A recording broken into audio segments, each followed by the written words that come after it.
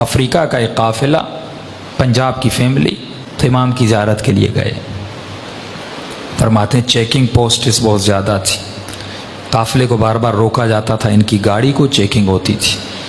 اس خاتون کا ایک 7 سال کا بیٹا تھا. پولیس والوں نے کہا آپ چیکنگ کروائیں، آپ کا بیٹا گاڑی میں سو رہا ہے، سوتا رہے. بیٹا سوتا رہا. یہ خاتون چیکنگ کروا کے واپس آئی، بیٹا سو رہا تھا.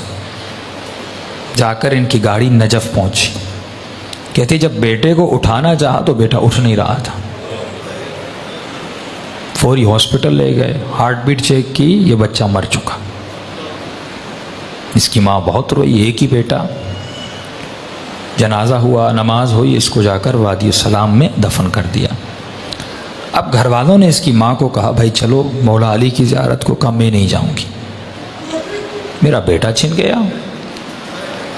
ہوتا ہے نا، کبھی زیارت پہ جائیں، جن کے بچے سخت ہو جاتے ہیں، مر جاتے ہیں، ناراض ہو جاتے ہیں، ہلو بھائی سے چھن لیا.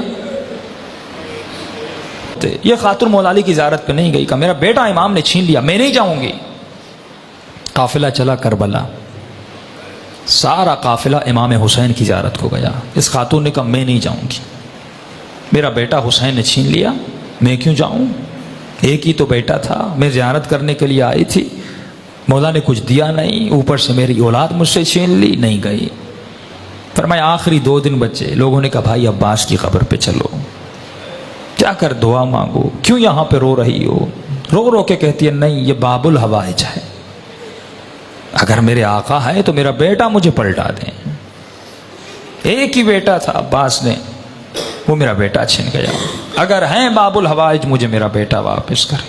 نہیں گئی. کہ آخری دن کچھ ہی گھنٹے بچے. ماں نے کہا بیٹی تھوڑی دیر کے لیے چلو، بے ادبی ہے، بے احترامی ہے، کربلا آئی ہو زیارت کے لیے، ایک بیٹا چھینا دوسرا دے دیں گے، انہی کی امانت تھی، انہوں نے لے لیا واپس. بیٹی کو زبردستی لے گئے.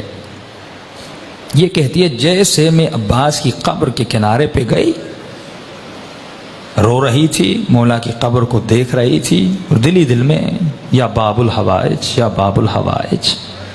کہتی ایک مرتبہ میں نے دیکھا ایک 7 سال کا بچہ اماں اماں کر کے دوڑتا ہوا آ رہا. کہتی میں پریشان ہو گئی، کہیں شدت غم کی وجہ سے کہ یہ کیفیت تو طاری نہیں ہو کہ اپنے بیٹے کو دیکھ رہی ہو. کہ نہیں، آ کے مجھے لپٹا. پھر میرے ساتھ جو خواتین تھی انہوں نے دیکھا، ہاتھوں کو چیک کیا، بالکل بیٹا سالم تھا. سب پریشان. بچہ رو رہا تھا. بچے سے پوچھنے کہ بھائی کہاں تھے، کہاں سے آ رہے ہو؟ کہا میں گاڑی میں سو رہا تھا، جب آنکھ کھلی تو میں نے خود کو لوگوں کی بھیڑ میں پایا. میں رو رو کے اماں اماں کر کے رو رہا تھا. چھوٹا سا بچہ، 7 سال کا معصوم بچہ. کہتے روتے روتے میں نے دور سے دیکھا ایک گھوڑے سوار ہے، اس کے ساتھ ایک جوان ہے، وہ دونوں آ رہے ہیں.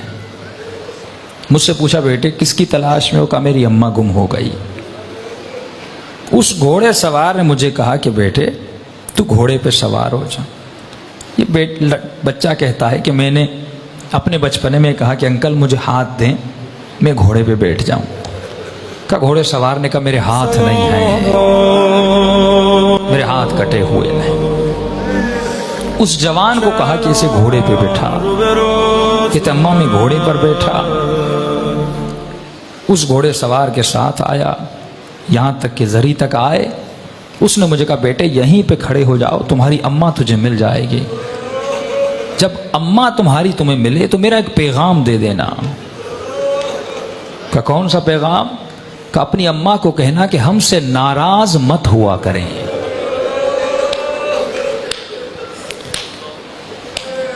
ہم تھوڑی تھوڑی باتوں کے لیے دنیا کی وجہ سے جب اہل بیت کا دل دکھاتے ہیں.